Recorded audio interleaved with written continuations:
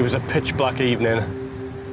I wasn't actually on call that night, but a colleague wasn't able to attend, so I went to Ulverston to get our car and set off around the east side of Coniston.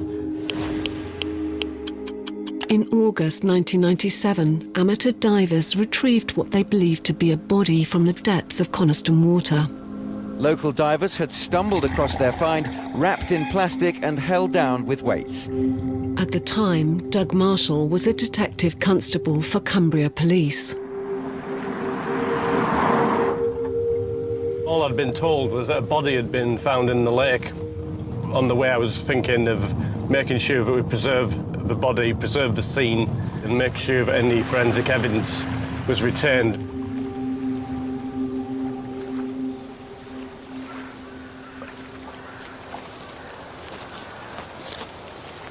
When I arrived, we had a scenes of crime officer who was working diligently in setting up the scene and cordoning it off, lit up the area. I was able to then go down to what could only be described as a package at that point. But as I got closer to the package, I could see the remains of a head. And it was immediately clear that it was a body that had been wrapped very carefully and very tightly in plastic bin liners and covered in ropes and knots in what could only be described as a fetal-type position. It was somebody and had gone to quite great lengths to wrap the body and hope that it never got found again. My priorities then were to get in touch with the senior investigating officer team, who then drove round to Coniston, and I was able to brief them on what had happened. Over the years, we've got all sorts out of the lake, outboard motors and ammunition and even revolvers, but not this sort of thing. So absolutely loads of people turned up, plain clothes, more panda cards, it was everything. In terms of examination of the package, it was really paramount at that time that I tried to keep as many people away from it as possible and that we didn't look too closely because we had to be aware of forensics.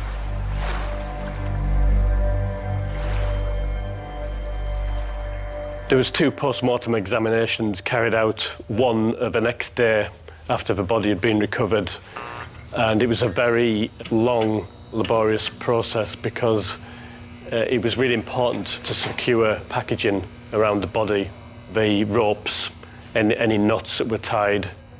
The immediate priorities in the investigation was to try and find out who this person was.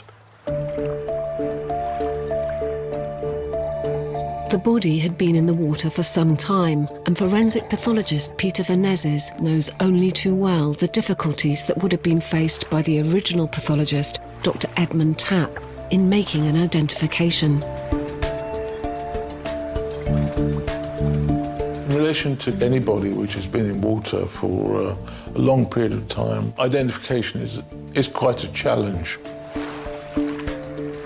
because there won't be very much left. There will be mostly bones, skeleton left. All you would get is a general idea of the person. For example, you can estimate their height, you could say what sex they were, that kind of thing. There were issues around getting DNA from a body that had been in the water for such a long time, so a decision was made to focus on the teeth of the deceased. To do that, we got in an odontologist, an expert in the study of teeth. That expert came along and was able to do a reconstruction of the mouth of the deceased and where certain teeth that were loose would have been. But the reconstruction was only part of the jigsaw. Now the police needed some dental records to match it up to.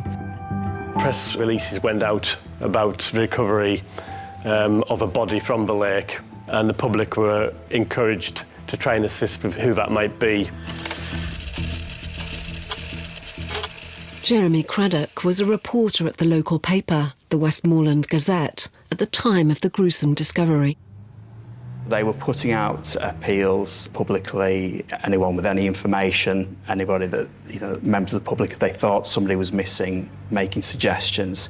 So my initial reports in the paper were along those lines. I think there was a lot of shock in the Lake District. and obviously people started to speculate about who the body was. There was a number of names mentioned, but the name Carol Park came up very early on in the investigation and mentioned by more than one person.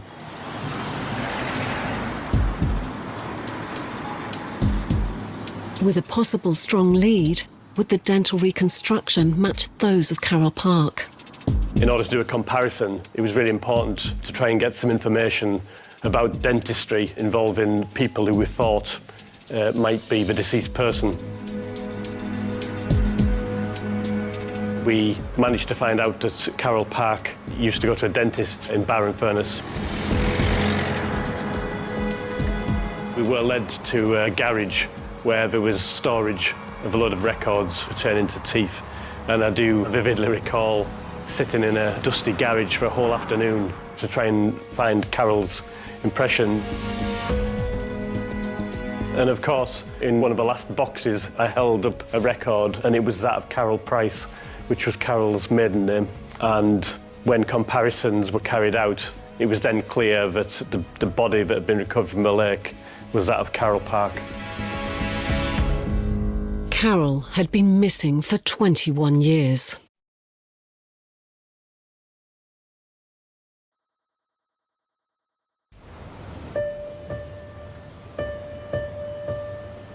In August 1997, a group of amateur divers found a body wrapped in bags and bound tightly with ropes in the depths of Coniston Water in the Lake District. Dental records had been used to identify that the remains belonged to 30-year-old Carol Park, who had gone missing 21 years earlier in 1976. Once the police formally identified Carol, obviously from a journalist's point of view, time to start gathering facts and information about her. She'd been a school teacher from Barrow-in-Furness. She'd married Gordon Park, another school teacher, when they were both quite young. They both lived in Barrow, but they moved to a small village outside of Barrow called Lees.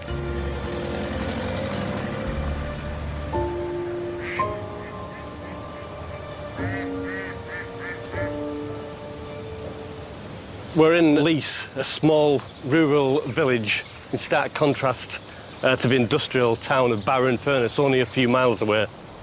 This was the sort of place where everybody knew everybody's business, and Gordon built the marital home of Bluestones in Lees, which he and Carol moved into after the marriage.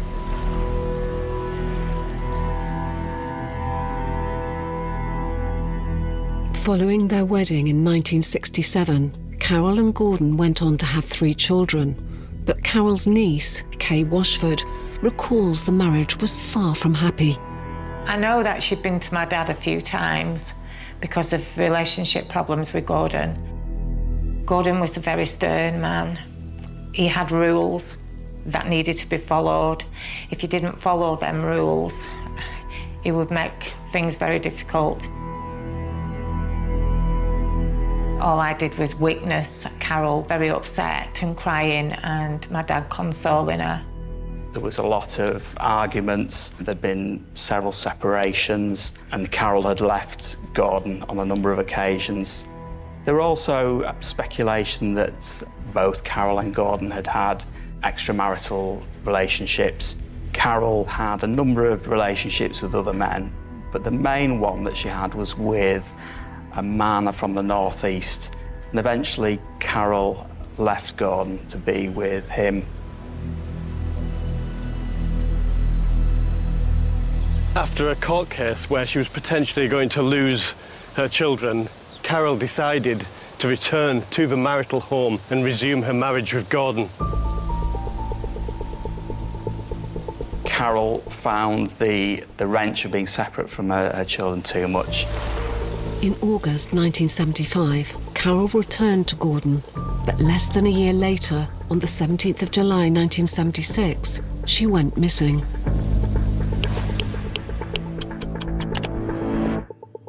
She'd broke up for the school holidays on the 16th of July. The family had planned to take a trip to Blackpool to take the children to the fun fair.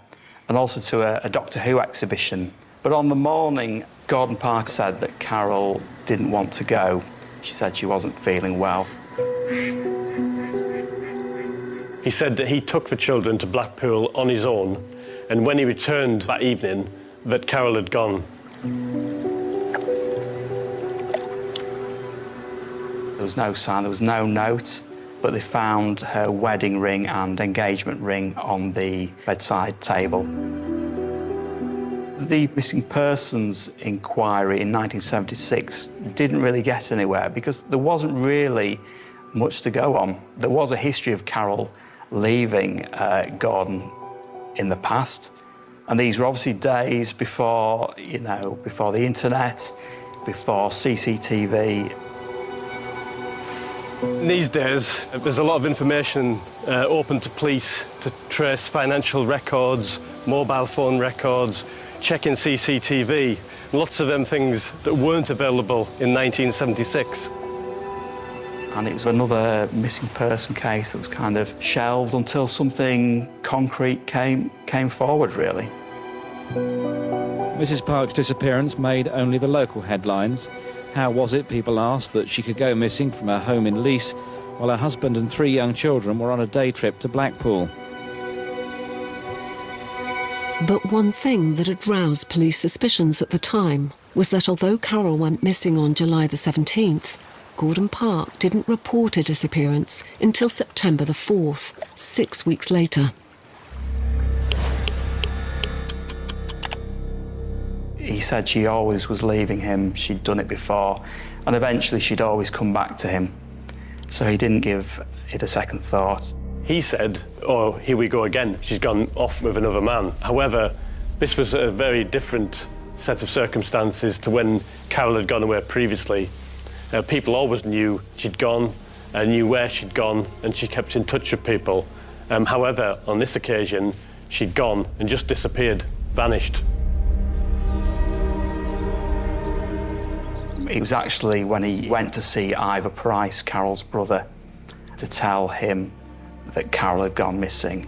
And I think Ivor Price was alarmed that nothing had been done up until that point. When Gordon came and said, well, she disappeared a few weeks ago, my dad was quite angry. I do remember that. And he says, you need to go to the police. You should have reported her missing by now.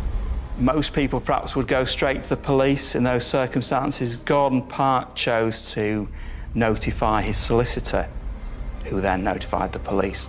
And police at the time who spoke to him about Carol Park's disappearance said how odd that was.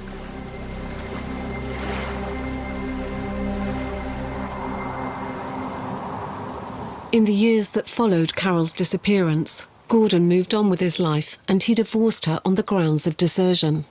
He said that his wife had walked out on him. He didn't know where she was. So he said somebody had to bring those children up, and that's what he did. He continued to pursue his interests of climbing and sailing.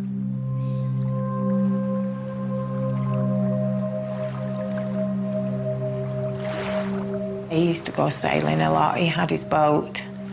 And, yeah, he took me and my sister Debbie and his own children on that boat, sailing on Coniston.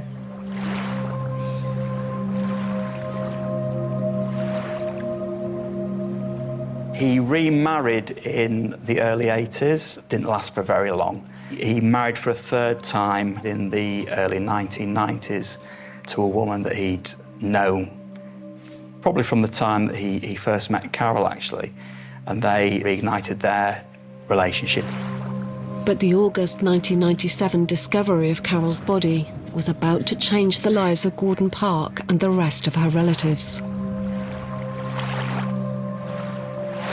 For Gordon Park and her children, this must have been a real shock, certainly to the children. For Ivor Price, at long last, he knew what had happened to his sister. Gordon gave the explanation of that she'd gone away, she'd ran off with another man. But my dad could never, he could never believe that she would go away for that length of time and leave the children.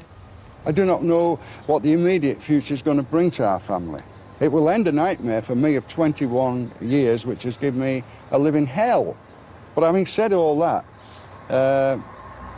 whilst I'll know what happened, hopefully, it's still going to be another nightmare, perhaps even more horrendous than the one I've been through. From the way in which Carol's body had been wrapped and disposed of, it was clear from the start that this was a murder inquiry. There were some bin liners around the package, and Carol had actually been tied up in one of her own dresses. And it appeared that the body had been weighted down with some sort of lead piping. It was the job of original forensic pathologist Dr. Tapp to establish how Carol had been killed. I think Dr. Tapp was quite challenged with this case because of the time she'd been in water and the degree of decomposition. I'm amazed he found what he actually found. There's obviously evidence that she had fractures to her cheekbones. The pathologist was of the opinion that the cause of death was due to the striking to the head with an instrument. Her face had been disintegrated into quite a few pieces. There was evidence of defensive wounds to one of the hands of Carol Park, and the bones to the hand were recovered. She'd been beaten with an axe or meat chopper, tied up, her own dress turned into a makeshift sack, still wearing the baby doll nightie she'd last been seen in. But the chance of retrieving any DNA evidence from the body and the packaging surrounding it, which could point to Carol's killer, was severely limited, as forensic scientist Hazel Johnson explains. It would have been challenging to recover any foreign hairs or fibres from the body because the body was very much exposed to the elements, even though it was sort of deep in the lake. The water, the movement of the water would wash fibres and hairs off the body. In 1997, there were also limitations in DNA technology, which was still in its infancy. Certainly today you might be considering any DNA that might be preserved within the knot from the person who tied the knot. In 1997, the type of DNA that you would recover from the knot would not have been available. Carol's body had been in Coniston Water for 21 years. Because it was in water, there was no real DNA evidence. The police realised they would have to use other forensic methods if they were going to find the culprit, and they already had a likely killer in mind.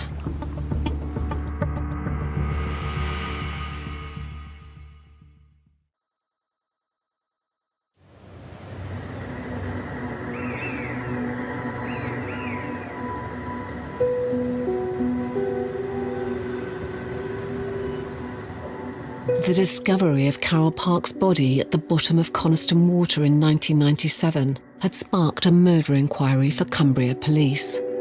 And while there was no DNA evidence that could hold a clue to her killer, the police still had a number of suspects in mind.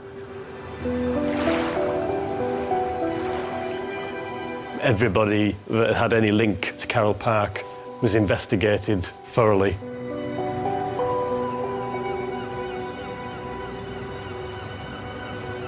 They were interested in the man that Carol Park had set up home with in the northeast. They were also interested in other men that Carol had had relationships with in the Barrow area at the time. But whilst these men were quickly ruled out from early on in their investigation, one man had come to the fore as the prime suspect. At the point of finding out that the body was that of Carol Park and the circumstances in which she'd gone missing and the fact that she wasn't reported missing until months later, Gordon Park clearly became a suspect. When we started making inquiries, we found he was on holiday in France with his third wife. Gordon heard about the discovery of Carol's body from his son. There was a phone call made. Gordon Park's reaction to that phone call was, "Oh dear." It seems an unusual response to being told that the wife that has been missing for 21 years has suddenly been discovered in Coniston Water. Obviously, we couldn't speak to him at that point. However, a search of his premises did get carried out before he returned from France.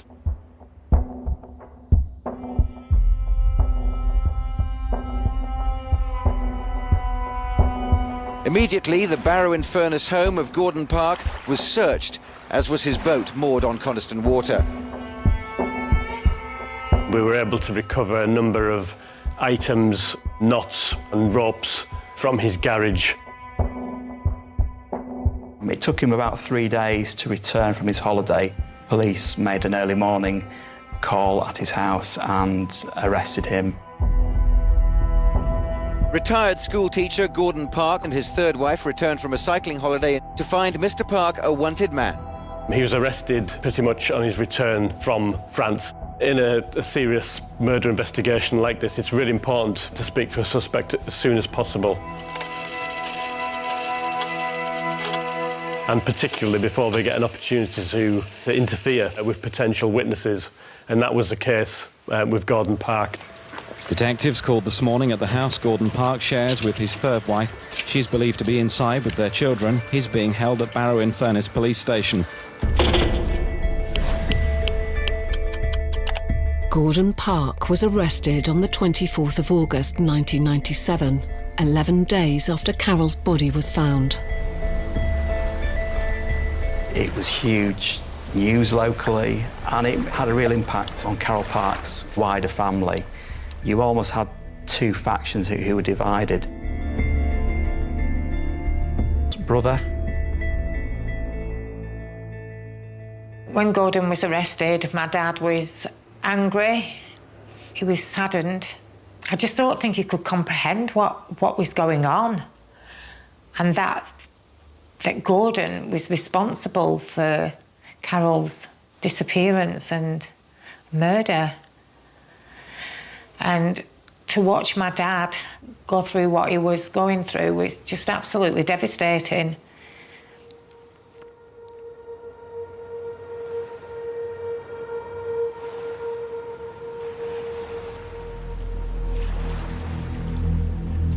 Over the next 36 hours, we carried out about 10 interviews where we were able to go back to that period of his life to discuss very much about the day that Carol went missing and the proposed Blackpool trip and why he hadn't reported her missing until months later.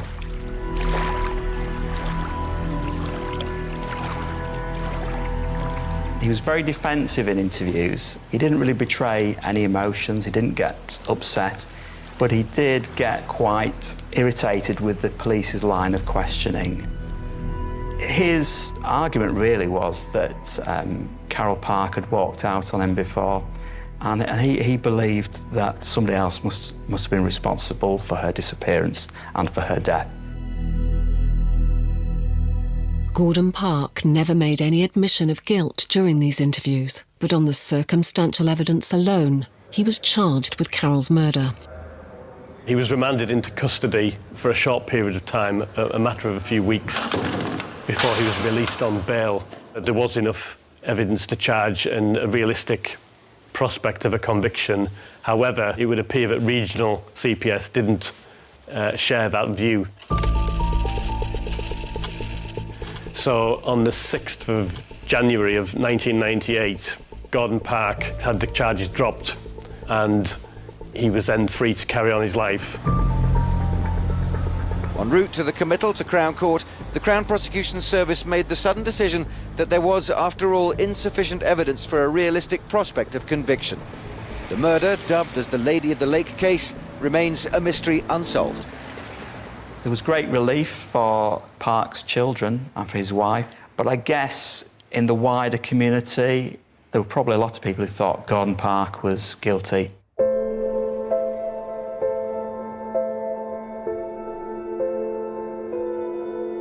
That was quite difficult because you do start to think, well, have they got the right man or not? So everything is up in the air again and all the upset starts again and the stress of it.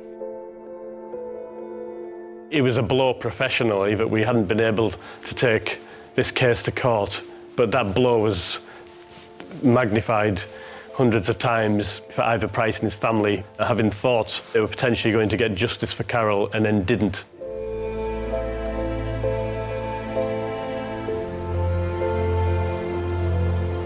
So I just resolved to just carry on with inquiries as much as I could, trying to look at any new lines that there might be. And it sort of became known in the station that if anybody came in with any information, that it would land on my desk and I'd follow it up.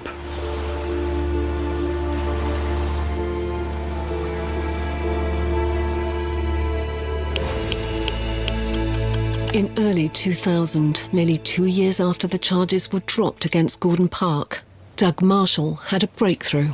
I had a small catalogue put in my tray at work, and on the front of it was details of a knot expert who'd been involved in a number of criminal trials identifying knots. So I got in contact with this expert, and he was able to look at knots that had been tied around Carol's body, and he was able to look at knots recovered from Gordon Park's garage and came up with some very interesting knot tying styles and comparisons.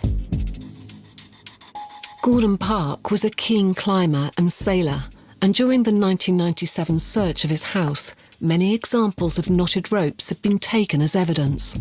A conclusion that he formed was that an average boatsman could tie around 8 knots, whereas Gordon Park's proficiency ranged to about 15.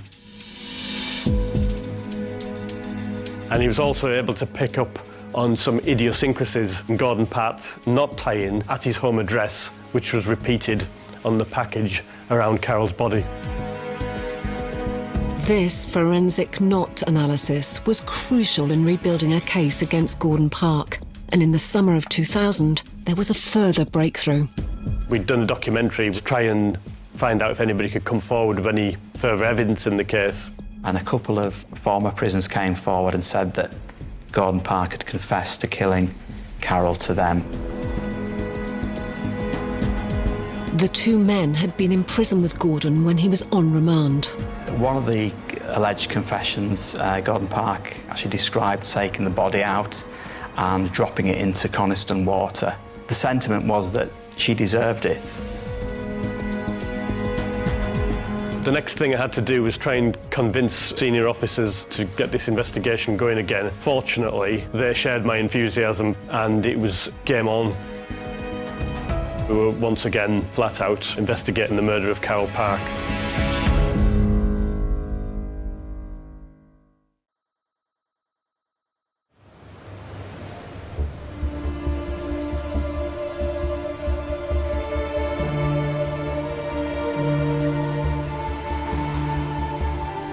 Five years after the discovery of Carol Park's body in Coniston Water, the investigation into her murder had been reopened. Her husband, Gordon Park, remained the prime suspect, and officers were now on the hunt for further evidence to prove he was Carol's killer. Due to a review carried out of the exhibits, we found this rock that had been brought up and put into a bag by a scenes of crime officer at the time, which hadn't really had any great significance in the case at that point. Because the rock wasn't common to that specific location, it warranted further investigation.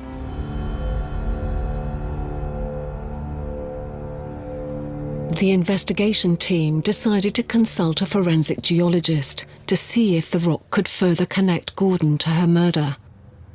Lorna Dawson, an expert in forensic soil science, reveals how this would be done. The task of the geologist is to look at the macro characteristics of the rock. So what does its outward appearance look like? What is its colour? What is its texture? And then to look at the micro element to make tiny, tiny slices that can then be put under a microscope. The elements can be identified in those samples. The geologist compared the characteristics of the rock found at the deposition site of Carol's body to samples taken from the shoreline at Coniston Water and rocks from the front wall at Bluestones, the home Gordon and Carol shared. And when he came to looking at the micro-elements, he made an interesting discovery. The forensic geologist found calcium rare earth mineral in the sample that was found where Carroll Park was found. He also found that same trace mineral in samples that were collected from Bluestone. Now, when he looked at samples from Coniston Water, he couldn't find that particular mineral in any of those samples. That meant the rock had most likely come from one place, the home Carol shared with Gordon. It was damning evidence, really, against Gordon. So suddenly the police had much more to go with, and the decision was made that it was time to rearrest Gordon Park. With this new forensic evidence, in January 2004, over 6 years after his first arrest, Gordon Park was taken back into custody. Publicly, there was nothing leading up to that to suggest he was about to be arrested. But I wasn't surprised. I'd come away from my time reporting on the case with the feeling that it had to be Gordon Park. Gordon Park was re-interviewed, and we covered a lot of ground that we'd covered previously. However, on this occasion, he was also interviewed intensively about the knots, his knot tying skills, his sailing records.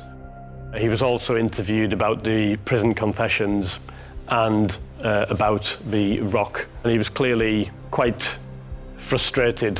And whilst he answered the questions, he continued to deny that he'd been involved in the murder of Carroll Park. Gordon was recharged, and this time the CPS believed there was enough evidence to go to trial. This commenced on the 24th of November 2004 at Manchester Crown Court.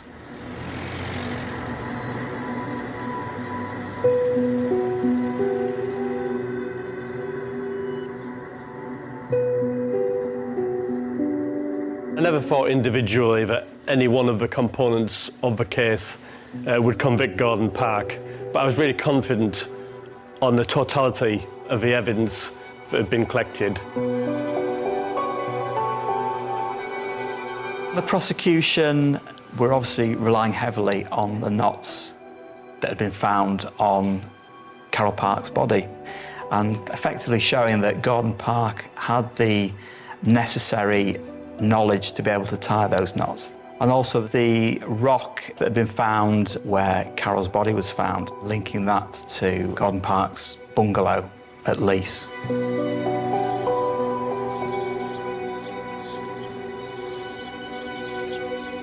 This evidence from the forensic geologist and the forensic knot expert played a key role in the case against Gordon Park. They were also relying on the evidence of the alleged confessions by Park to other prisoners. Neither was a totally reliable individual. One of them, I think, was a known drug user. And this was something that Gordon Park's defence jumped on, really, to sort of discredit these testimonies as being unreliable. There were, however, two much more credible witnesses. A couple from Scotland had come forward towards the end of the investigation, having only heard about the case when it was reported nationally. The police received a call from a woman. She and her fiancé had been holidaying in the Lake District in 1976. They had been in the Coniston area, actually in July, and had seen a man which matched Gordon Park's description, disposing of something out the other side of a boat. He had a large object. They saw that he pushed the item over the side of the boat into the lake, and the young woman said to her partner, "I hope that's not his wife."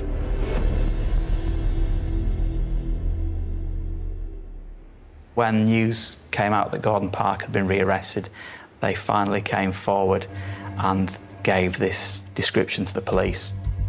They said that the person that did that was wearing glasses.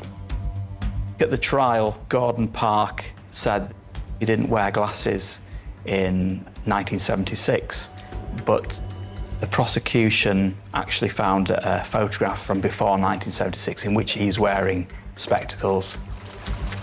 That wasn't the only time Park was found to be lying. The prosecution were very interested in the boat that Park had kept on Coniston Water. Park claimed that he'd sold the boat prior to Carol going missing. At the trial, the prosecution were able to show that he sold it afterwards. I remember telling the jury about how Gordon took myself and my sister Deborah sailing on Coniston Lake. So we'd actually took us sailing over her body. The defence focused on other people that Carol had been involved with and said that there could have been other suspects in the case.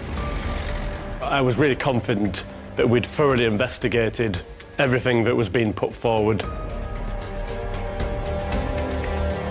And all those things clearly pointed back to Gordon Park being the murderer.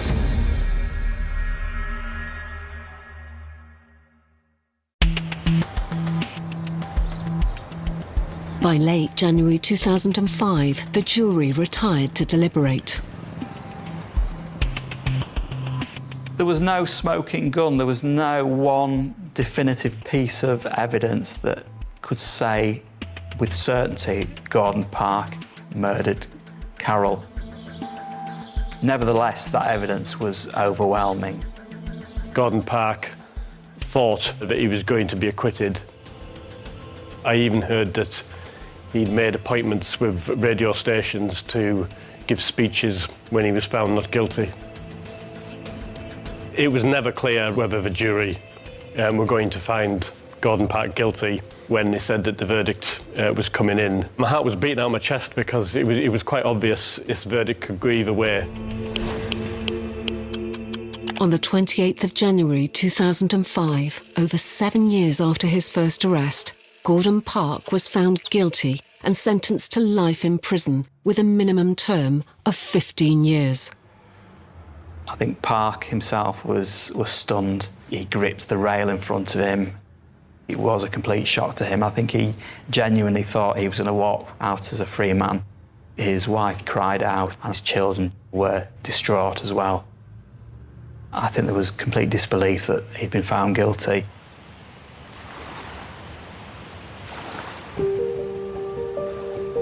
For me, at the end, it was nearly 8 years of working on a case, and to finally get justice for Carol, particularly when a lot of people thought it would never happen, was a massive relief, and certainly a relief for the family.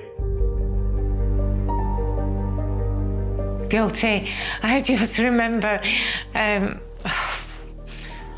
punching the air. It was just such a fantastic feeling that we've got him. We've got him after all these years. And my dad nearly passed out in the courtroom. He'd got justice. He got the justice at last for his sister. For Carol Park's family, the long wait over. This today has all been about one thing: justice for Carol and peace for my mother, who died with a broken heart some years ago. The forensic evidence had been crucial in proving Gordon Park's guilt, but this wasn't the end. Could the case against him withstand 2 appeals against his conviction? The first one was in the immediate years after he was sent to prison. That was rejected by the appeal judges. They felt this was a safe conviction. In 2010, Gordon Park took his own life in Garth prison. But some months following his death, his third wife launched an appeal. But that was again rejected by the appeal judges.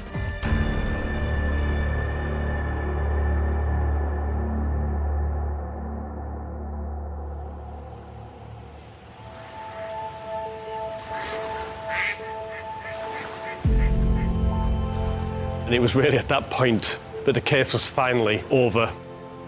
So what had started in August of 1997 was then really finished in May of 2020.